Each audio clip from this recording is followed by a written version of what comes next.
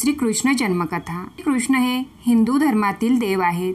ते विष्णूंचा 8वा अवतार मानले गेले आहे। त्यांना कन्हैया, श्याम, गोपाळ, केशव, द्वारकेश किंवा द्वारकाधीश, वासुदेव इत्यादी नावांनीही ओळखले जाते। कृष्ण एक निस्वार्थ कर्मयोगी, एक आदर्श तत्त्वज्ञानी आणि दैवी संशोधनासह महान होते। त्यांचा जन्म द्वापार युगात झाला। त्यांना या काळातील सर्वोत्तम पुरुष, युग पुरुष किंवा युगावतार म्हणून स्थान देण्यात आले आहे। कृष्णाचे समकालीन महर्षी वेदव्यास यांनी रचलेल्या श्रीमद भागवत आणि महाभारत कृष्णांचे चरित्र सविस्तरपणे लिहिले आहे। भगवद्गीता हे कृष्ण आणि अर्जुन यांच्यातील संवाद आहे, जी आजही जगभरात लोकप्रिय आहे।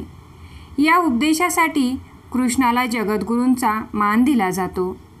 धार्मिक ग्रंथानुसार श्रावण महिन्यातील कृष्ण पक्षातील अष्टमी तिथीला मथुरेत श्रीकृष्णांचा जन्म झाला।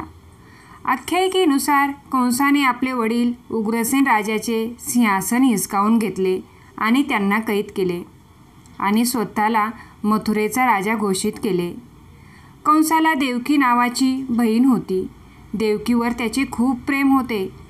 कंसाने देवकीचे लग्न वासुदेवाशी लावले, पण तो देवकीला निरोप देत असताना देवकीचा 8वा मुलगा कंसाचा वध करेल अशी आकाशवाणी होती। आकाशवाणी ऐकून कंस घाबरला आणि त्याने देवकी व वासुदेवांना तुरुंगात टाकले। यानंतर क्रूर कंसाने देवकी आणि वासुदेवांच्या 7 मुलांचा वध केला। पण जेव्हा देवकीचे 8वे अपत्य जन्माला येणार होते तेव्हा आकाशात वीज चमकली। समजुतीनुसार मध्यरात्री 12 वाजता तुरुंगाचे सर्व कुलूप स्वतःहून तोडले गेले आणि तेथे देखरेख करणारे सर्व सैनिक गाढ झोपेत गेले। असे म्हणतात की त्यावेळी भगवान विष्णू प्रगट झाले आणि त्यांनी वासुदेव देवकीला सांगितले की ते देवकीच्या पोटातून जन्म घेणार आहेत। यानंतर त्यांनी स्वतःला अवताराला गोकुळात नंदबाबाजवळ सोडून याला सांगितले आणि त्यांच्या घरी जन्माला आले। जन्माला आलेली कन्येला मथुरेत कंसाकडे सोपवून द्यावे असे। यानंतर वासुदेवाने परमेश्वराने सांगमाने केले। त्यांनी कान्हाला नंदबाबाकडे सोडले आणि गोकुळातून आणलेली मुलगी कंसाकडे सोपवली। नंद आणि यशोदांनी श्रीकृष्णांचे संगोपन केले। लहानपणी कृष्णाने महान कार्य केले, जे कोणत्याही सामान्य माणसाला शक्य नव्हते। त्यांच्या जन्माच्या काही काळानंतर त्यांनी कंसाने पाठवलेल्या राक्षसी पुतनाचा वध केला।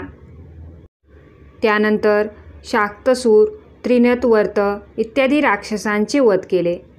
नंतर गोकुळ सोडून नंद गावी आल्यावर तेथेही त्यांनी अनेक लीला केल्या, ज्यात गोचरण लीला, गोवर्धन लीला, रासलीला इत्यादी प्रमुख आहेत। यानंतर श्रीकृष्णाने मथुरेत कंस मामाचा वध केला।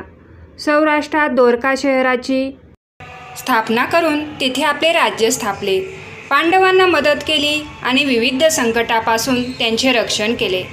महाभारताच्या युद्धात त्यांनी अर्जुनाच्या सारथीची भूमिका बजावली आणि रणांगणावरच त्याला उपदेश केला। 124 वर्षाच्या आयुष्यानंतर त्यांनी आपली लीला पूर्ण केली। त्यांचा अवतार संपल्यानंतर लगेचच परीक्षिताच्या राज्याचा काळ येतो।